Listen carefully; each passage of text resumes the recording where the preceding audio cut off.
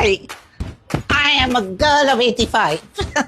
जिस वीडियो को आपने देखा ये सलमान खान की सौतेली माँ हेलेन है, जिनकी उम्र है 86 साल और 86 साल की उम्र में भी गजब का जोश। और मोनिका ओ माय डार्लिंग गाने पर क्या थिरकी है हेलन।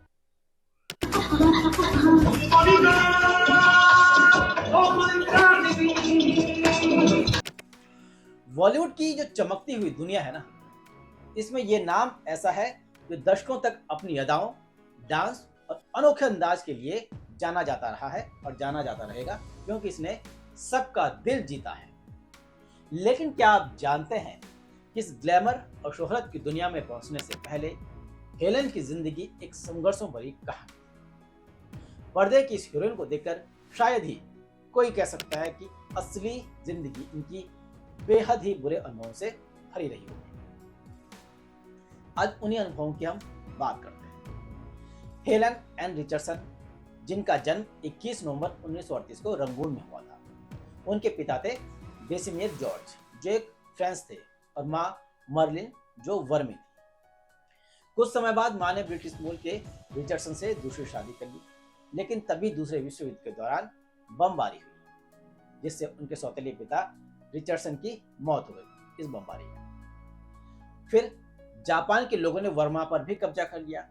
हालात इतने बदतर हो गए कि इनके परिवार को देश से निकाल दिया गया। वो 1943 का वक्त था जब ये सब हुआ। अब ऐसे हालात में करें तो क्या करें? न घोड़ा, न गाड़ी, न पैसा, न लत्ता। जो एक छोटे भाई, बहन और हेलन को लेकर पैदल वर्मा से असम की ओर चल पड़े। कई दिनों तक भूखे प्यासे, थके हारे इन्होंने पैदल सफर किया। इस सफर में चलते चलते माँ का मिसकैरेज हो गया, जो गर्भवती थी, और रास्ते में इनका जो भाई था वो भी गुजर गया, और खुद भी ये भूख प्यास के मारे कंकाल बन गई। और जब ये भारत पहुंची तो उनको अस्पताल में भर्ती करा दिया गया। 2 महीने तक हेलन और उनकी माँ और बहन अस्पताल में ही रहे। जब इनकी हालत थोड़ी सुधरी तो ये कोलकाता आकर बस गए। कुछ टाइम बाद सभी मुंबई शिफ्ट हो गए, जहां हेलन की माँ नर्स बन गई। लेकिन नर्सिंग की कमाई बहुत मामूली होती थी। उससे न पढ़ाई का खर्च निकल रहा था, न खाने का, क्योंकि हेलन बड़ी हो रही थी तो उन पर भी कमाई का बोझ पड़ने लगा था। सोचिए कितना बुरा दौर रहा होगा और कैसे कैसे उनका बचपन गुजरा। लेकिन वक्त सबका बदलता है। तभी जो फेमस बैकग्राउंड डांसर थे कुकू मोरे, उनकी माँ ने उनसे रिक्वेस्ट की कि हेलन को भी डांसर बना दिया जाए, जिसके बाद हेलन को डांस ट्रेनिंग दिलवाई गई, जिसमें कुकू ने उनकी काफी मदद की। कुकू ने ही हेलन को 1951 की फिल्म शाबिस्तान और आवारा, इसमें कोरस डांसर का पहला काम दिलवाया था। लेकिन किसी ने उस भीड़ में हेलन पर गौर तक नहीं किया। लेकिन हेलन लगातार बैकग्राउंड डांसर का काम करती रही, क्योंकि उनको कमाई भी चाहिए थी, थोड़ी बहुत कमाई हो जाती थी। करीब 7 साल तक हेलन ऐसा करती रही, और 7 साल बाद हेलन की किस्मत तब चमकी जब 1958 में फिल्म हावड़ा ब्रिज में उनको ये वाला गाना मिला। मेरा नाम टिंटिंचू, टिंटिंचू बाबा टिंटिंचू, रात चांदनी में और तू, hello mister how do you do, बाबा बाबा। इस गाने के बाद रातों रात वो स्टार बन गई और उनके पास लगातार बड़े ऑफर आने लगे। 1958 से 1972 तक हेलन ने बतौर डांसर एक छत्र राज किया। आपने भी तमाम फिल्में देखी और करीब 500 फिल्मों में उन्होंने अपने डांस से लोगों को झूमने पर मजबूर कर दिया। कई फिल्मों में उनको सपोर्टिंग रोल भी मिला और जिसकी काफी तारीफें भी हुई। वहीं 1966 की फिल्म गुमनाम, जिसके लिए इन्हें फिल्म फेयर अवार्ड में नॉमिनेशन किया गया। फिर वो दौर भी आया जब हिंदी सिनेमा की कैबरे क्वीन हेलन की एक झलक पाने के लिए थिएटर फुल हो जाते थे। कई बार इनके गाने सिर्फ इसलिए फिल्म में डाले जाते थे जिससे दर्शक मनोरंजन की चाह में सिनेमा घरों तक आ जाए, और भीड़ से बचने के लिए इन्हें कई बार बुर्का पहनकर छिपते छिपाते भी निकलना पड़ता था। सोचिए किस्मत कहां से कहां ले जाती है। उन्होंने ऐसे किरदार निभाए जो उस दौर के परंपरागत हीरोइनों से अलग थे। तो कभी वैम, कभी कैबरे डांसर। हेलन हर रूप में दर्शकों का दिल जीत रही थी और जीता भी। लेकिन समाज के एक हिस्से ने उनकी जोरदार आलोचना की, क्योंकि उनके कपड़े भारतीय समाज से मिलते नहीं थे, फिर भी उन्होंने हार नहीं मानी और आज हेलन को बॉलीवुड की पहली आइटम गर्ल के तौर पर भी जाना जाता है।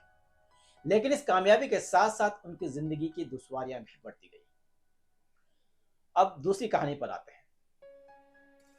कामयाबी तो मिल रही थी, आर्थिक तंगी दूर हो रही थी, लेकिन समस्याएं कहां थी? वजह थी उनकी पर्सनल लाइफ। दरअसल हेलन डायरेक्टर प्रेम नारायण अरोड़ा के साथ लिव इन रिलेशनशिप में रहने लगी और फिर 1957 में दोनों ने शादी की। लेकिन पीएन अरोड़ा हेलन को बिना बताए उनकी कमाई लुटाने लगे। करीब 16 सालों तक हेलन ये देखती रही और ये सिलसिला चलता रहा। हालत इतनी खराब हो गई थी कि उनका घर भी बैंक ने सीज कर दिया था। आखिरकार तंग आकर हेलन ने 1974 में अपने 35वें जन्मदिन के दिन अपने पति से तलाक ले लिया। लेकिन तब तक इतनी देर हो गई थी कि इन्हें काम मिलना भी काफी कम हो गया था।